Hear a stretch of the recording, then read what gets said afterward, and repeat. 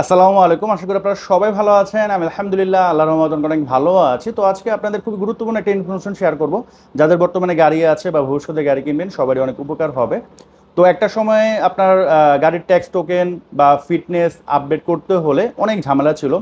BRT যেতে হতো, BRT থেকে একটা স্লিপ ধরায় দিত, ওই স্লিপটা আবার নিয়ে এসে আপনার পোস্ট অফিসে টাকা জমা দিতে হতো, ওইটা রিসিপ্ট নিয়ে আবার বিআরটি যেতে হতো। তো এরকম অনেক ঝামেলাপূর্ণ ছিল, 2 থেকে 3 দিন সময় লাগতো। বাট এখন কিন্তু অনেক ইজি হয়ে গেছে। এখন কিন্তু আপনার ব্যাংকে টাকা দিলেই সাথে সাথে ট্যাক্স টোকেনটা আপডেট হয়ে যাচ্ছে। হয়তো বা 1 ঘন্টা 1.5 ঘন্টা সময় লাগে। এখন কিন্তু আরও ইজি হয়ে গেছে। যেমন আপনি এখন ঘরে বসেই ট্যাক্স টোকেনের টাকাটা জমা দিতে পারবেন এবং কুরিয়ার সার্ভিসের মাধ্যমে আপনার বাসায় কিন্তু ট্যাক্স টোকেনের পেপারসটা চলে আসবে। আমি রিসেন্টলি আপনার বিআরটিতে গেছিলাম আমার বাইকের নাম ট্রান্সফার করার জন্য, মানে সেল করছে ওটা নাম ট্রান্সফার করে দিব। তো আমার এর মধ্যে আবার ট্যাক্স টোকেন ফেল হয়ে গেছে, তখন আমি ভাবলাম যে বিআরটি থেকে এটা করে নিই।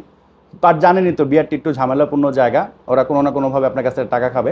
তো বিআরটিতে আমি যখন জমা দিতে গেলাম 1 ঘন্টা লাইন দিয়ে, যে ব্যাংক ছিল ওনারা আমার মানে ট্যাক্স টোকেনের পেপারসটা নিল যেটা ফেল হয়ে গেছে। নেয়ার পরে 10 মিনিট পরে এসে বলে যে ভাই আপনার তো এটা টিন আপডেট করতে হবে। তো আমার কথা হচ্ছে যে ভাই আমি কেনার পর থেকে তো আমার টিন দেয়া, আর টিন তো অনলাইন, এটা আপডেট করার কি আছে? তাহলে এটা হচ্ছে বিআরটির গাফলতি, কারণ আমি যে 1 ঘন্টা এখানে সময় নষ্ট করলাম, আবার ওখানে যায় টিন আপডেট করতে হবে, এটা তো একটা প্যারা। তো আমি আর তখন করি নাই। মেজাজ খারাপ হয়ে গেছিলো যে টিন আপডেট করতে হবে কেন। তো যাই হোক, এটা হয়তো বা তাদের ইন্টারনাল কোনো কিছু থাকতে পারে, ওটা আলাদা হিসাব। তো এর মধ্যে আমি আবার ব্যাংকে ওই আমার বাইকের নাম ট্রান্সফার করার সময় ওখানে দেখলাম একটু ঝামেলা। মানে ইজি একটা কাজ একবার যদি তারা বলে দেয় ওটা কিন্তু হয়ে যায়, বাট একই কাজ 3 বার 4 বার আমাদের করা লাগতেছে, মানে জাস্ট ঘুরাচ্ছে ওনারা। আমাদের যদি প্রথমে বলে দেয় ভাই এভাবে এভাবে করেন, ওরা বলবে না। প্রথমে একবার যাবেন, বলবে যে এটা করেন, ওইটা নিয়ে যাবেন, বলবে আরেকটা নিয়ে আসেন, এরকম করে ওটা একটু পেইন দেয় যাতে আপনি তাদেরকে একটু ঘুষ দেন। এটা হচ্ছে মেন ফ্যাক্ট। আমি ওই যে যারা বারভিডা আছে, পাশাপাশি ইউজ গাড়ি যারা সেল করে ওনাদের সংগঠন আছে ঢপকল, ওনাদেরকে রিকোয়েস্ট করব বিআরটি যে ঝামেলাগুলো হয় এটা নিয়ে আপনারা একটু কথা বলেন। দরকার হলে বিআরটি ঘেরাও করেন, আমাদের বলেন, আমরাও আসবো, আমরা অনলাইনে জানাবো যে বিআরটি কী ঝামেলা করে। আর তবে এখন আগের থেকে বিআরটি অনেক ভালো, হ্যাঁ, এখন অনেক দিকে একটু স্ট্রিক হয়েছে, তারপর অনেক ঝামেলা আছে। এটা হয়তো বা আপনারা এসে এটা করতে পারবেন। তো এনিওয়ে, যেটা নিয়ে কথা বলতেছি সেটা নিয়েই বলি। সেটা হচ্ছে যে এখন ঘরে বসে আপনার বিএসপি অ্যাকাউন্ট আছে, গুগলে সার্চ দিলে পাবেন। ওখানে ঢুকে একটা অ্যাকাউন্ট খুলবেন, ওখানে আপনার গাড়ির নাম্বারটা দিবেন।